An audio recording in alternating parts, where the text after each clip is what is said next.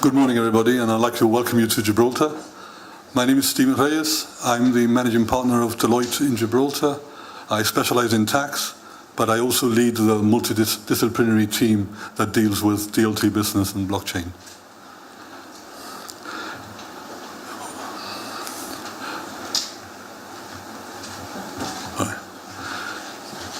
Apologies for that, it's not really coming out as supposed to, but as an accountant, I'd like to deal with a few statistics. And we've heard already that the technology has gone mainstream.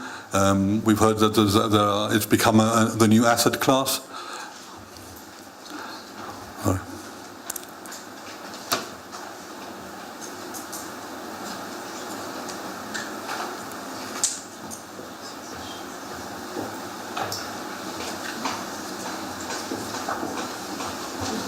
Thank you very much. So I went into the internet. I mean, there's a lot of websites that provide a lot of information, but I just picked one at random, coinmarketcap.com, just to take a snapshot of what they feel the industry was on the 24th of May.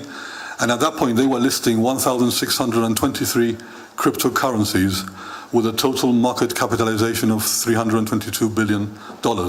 And it had gone as high as 800 billion back in January, so it just shows you the volatility of it. Of those 1,623 cryptocurrencies, 23 have a market capitalization of over $1 billion, and 4 have a market capitalization of over 10 billion.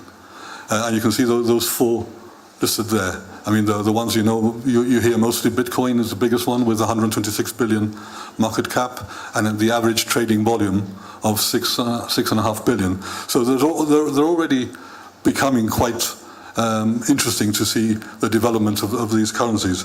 But to put it into perspective, I mean, I think if you look at the market cap of just one of the big tech companies, Apple, Amazon, it's still bigger than the whole of the cryptocurrency market. So, I mean, it's still got a long way to go, I think. As we've heard, I mean, the cryptocurrency is really done on the back of the blockchain technology, which at the end of the day is fundamentally an accounting technology. It's all about ledgers. I mean, it's based on a decentralized network, a peer-to-peer network where every node in the network has a full copy of the ledger with all the transactions. So there's no need for any central authority or any central clearing. It uses miners to actually write the blocks, and the miners, as we've heard, the miners get recompensed with crypto as a result. But one of the benefits of these is that obviously you've got an accurate tracking because all the information is available in every node. So you have increased transparency. It's immutable. It's very difficult to say that to change one because you've got to change them all. And because there's no central authority, you get a lower cost and business continuity because obviously there's no one node can go down and all the others can carry on because they've got a full copy of all the ledgers.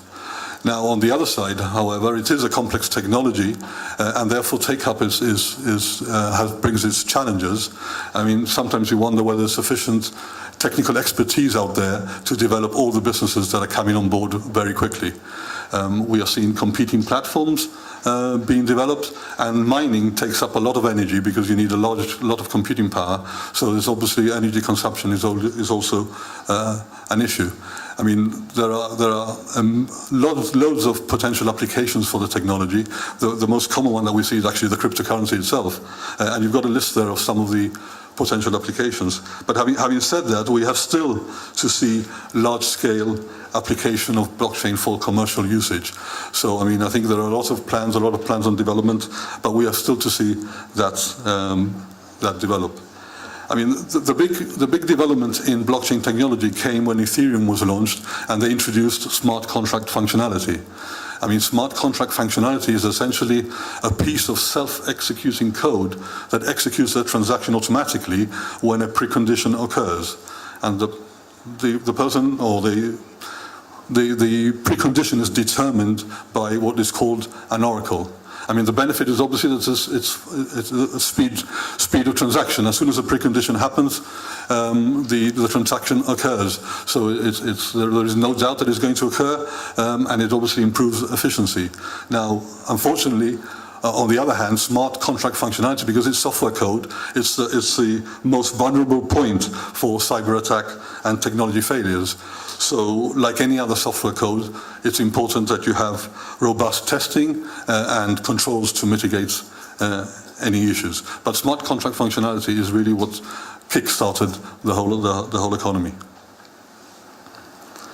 I'm not going to dwell too much on the ICO because Nick's already done that, but I just wanted to highlight that basically we've mentioned that it's a new asset class and it's an investment, but the reality is that people, token holders don't actually have access to any of the ownership rights. If you look at any white paper of any token offering, you will see that they disclaim a lot of the obligations. So essentially, it is a bit of a punt to take it. But I mean, it's driven by speculation. I mean, people expect the value of the coin to increase, and therefore they put the money in there. But it's important to note that it has very few ownership rights. We've heard there are different types of tokens. I mean, the most common ones we see are the utility tokens, which means that the person who has a token will get a service or a product in the future. The other common one is the in-app currency, which is essentially a cryptocurrency. In terms of statistics, if you look at the initial coin offerings that were made in 2017, and I took this from a company called coinschedule.com on the internet, and again there are various sites that you can look at. But in 2017 there were 210 ICOs raising $3.9 billion, and the largest ICO in 2017 was 258 million. If you want to compare with the normal economy, there were 1,624 IPOs in 2017, which raised 190 billion. But in 2018, just in the first 5 months of 2018, we've already doubled what happened in 2017. And I mean, this goes up to the 20th of May, so it doesn't pick up Nick's 4 billion one that happened last week. But at the 20th of May, there were 325 ICOs already occurred, raising $7.7 billion, and the largest at the time was 1.7 billion. I mean, similarly, if you want to compare with the traditional market, in the first quarter of 2018 was the strongest quarter for IPOs since 2007, and there were 287 IPOs which raised 43 billion. So, I mean, the crypto economy is still in its infancy, but it's got a long way to go. I think at the moment probably lack of regulation is holding the development back, but I think as we see regulation kicking in, then we'll see that developing. But at the moment the lack of regulation makes ICOs relatively risky, and it's interesting that the SEC in the US set up their own fake ICO. They set up a site called HowieCoins. Essentially, it's a fake ICO. If anybody clicks through, they're taken to the SEC's educational page where it tries to give you tools to identify fraudulent ICOs. So interesting development. Again, I won't dwell too much into regulation in Gibraltar because Nick mentioned it, and I think you're getting a full session later on. But Gibraltar's been a trailblazer. The regulation is based on 3 pillars, which is to provide consumer protection, to protect Gibraltar's reputation, and to enhance economic benefit of the industry to Gibraltar. It's based on principles, so because it's a new industry, it allows the regulator to develop and customize its regulation according to the actual company being regulated, which is very attractive, and I think this is what's been driving Gibraltar's development, and we've seen a lot of companies coming through Gibraltar. I mean, I think there are over 30 license applications have gone in already. We were promised ICO regulations in the second quarter of 2018, so any time now, and the ICO regulations will essentially regulate the promotion, the sale and distribution of tokens, the operation of a secondary market platforms trading in tokens, and the providing of advice, professional advice in relation to tokens.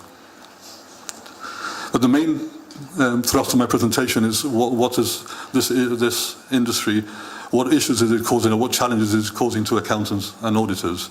And we see challenges in these areas, essentially. Client take-on in the accounting side, in the auditing side, and even in the future of auditing, and we'll go into that in a bit more detail. I mean, from a client take-on, I mean, the issues mainly arise from the fact that it's a new industry with very little history, very little experience, and everything is based on expectation. So, I mean, as accountants and auditors, we need to understand the experience and expertise of the people that are doing. Can they do what they say they're going to do? We need to understand the underlying business model. A lot of the time it's based on an idea, and it still has to develop, so it's still very much in its infancy. So it's very difficult for us as auditors to get comfortable that the business model is actually feasible. We need to determine the reliability of the numbers. You know, all the numbers are based on expectations. There are no regulations behind the production of the numbers, and therefore, you know, you look at the numbers and you need to get comfortable behind them. We need to be comfortable that the company is actually complying with law, with anti-money laundering, with data protection, and sometimes because most of these businesses are startups, all of that is in its infancy. The corporate governance framework is developing. They are going to recruit people. They are going to do this, and therefore, you know, as an auditor trying to take on a client with those unknowns becomes quite hard. And again, because they're all startups, a lot of them are looking to employ the firms to provide credibility and to them. So we have to really be careful that the scope of what we've been engaged for is actually something that we can develop and make sense. So client take-on is certainly a challenge in this area for us. On the accounting side, the holding of cryptocurrencies, I mean, there's a huge challenge around how do you account for a cryptocurrency in your balance sheet.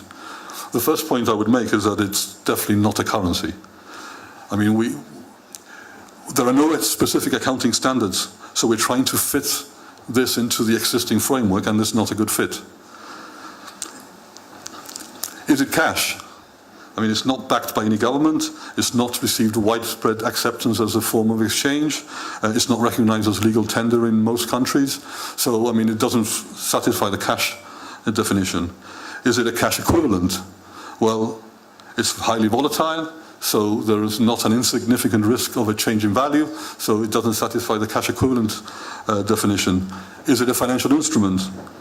Well, I mean, there are no contractual rights to receive cash or other financial assets by holding it, so it doesn't satisfy that definition either.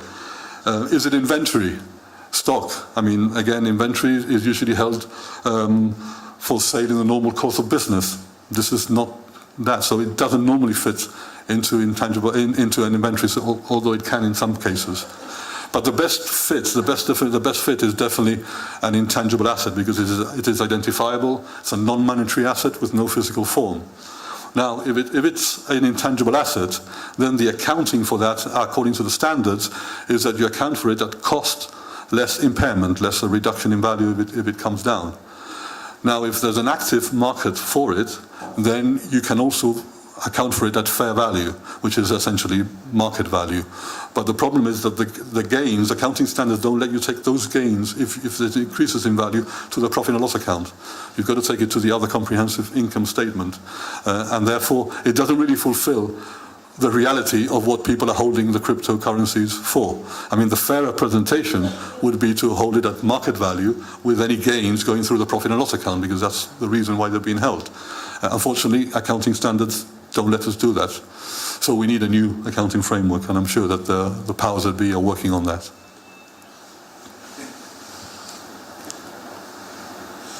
From an audit perspective, the big challenge comes in the anonymity of the holding the cryptocurrency. They're normally held in wallets, which basically means that you have a code that gets you in. So is having the password sufficient proof of ownership and existence? So, I mean, those are challenges. I mean, again, the anonymity brings with it increased AML risk, and we need to satisfy ourselves in that regard.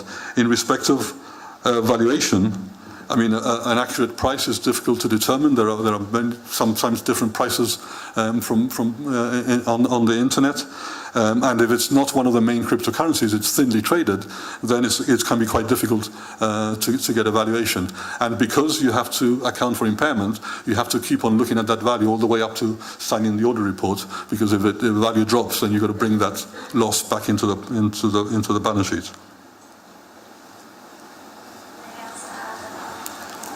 From an ICO perspective, again, the accounting issues are quite challenging. And to be honest, this is an area that we've been spending quite a lot of time on. The biggest challenge is revenue recognition. You know, at what point do you recognize the revenue? And again, that all depends on the type of token. In many cases, you know, the white paper doesn't actually have any obligations on it other than delivering the token.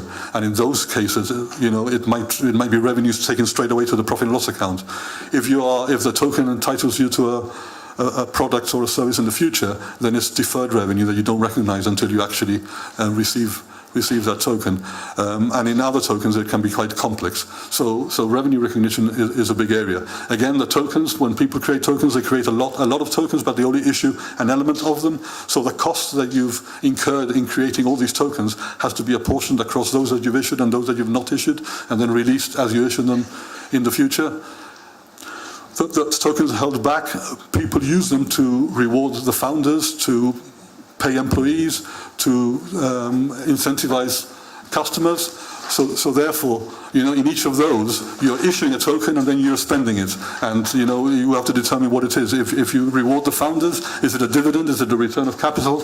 It can be quite complex. Taxation is another area that is complex, primarily because most of these businesses are decentralized, so they've got people in different countries, and you have to be careful that you have to check whether they've created a permanent establishment in another country, so they have to pay tax there. So where they pay tax can be quite complex. And again, in terms of platform development, they spend a lot of money developing a platform, and obviously capitalization of your own costs brings some challenges with it as well. So these are all accounting challenges, and we're having a great time trying to get through them. The last point I just wanted to make is that we've heard that blockchain can be the nail in the coffin for auditing, because if you can see all the transactions, everybody can see all the transactions all the time, you can check all the history, is there really a need for an auditor going forward? I think the view of auditing, if you take that view of auditing, it's a very narrow view. I mean, an audit is a lot more than that. A recorded transaction, as you say, can still be illegal, can still be entered into between related parties at a non-commercial rate. It can be linked to a side agreement that affects its value or how it's treated, or it can be incorrectly classified. You know, completeness of records, estimates, accounting policies. An audit is a much larger thing than just checking that all the transactions are there. What it does do, however, it does open up new ways of auditing, because if we can see all the transactions immediately all the time, then we can automate audit processes and perhaps, you know, have cognitive capabilities which throws up any outliers or any strange transaction, and we can do real-time auditing on the fly. But certainly data analytics is going to be a big part. Audit automation and data analytics is where we see the future. In addition, you've got new areas that auditors are important in. We've already heard that smart contracts can be vulnerable, and therefore the auditor can provide trust on smart contracts. The architecture, again, is complex, so the auditor can provide some trust there. So far from being a nail in the coffin of an audit, I think it's actually expanded and made auditing more interesting and wider. Thank you very much. With a bit rushed at the end because I got the 3-minute warning. Stephen, thank you very much. Please take the table. We still have some time for some questions and answer.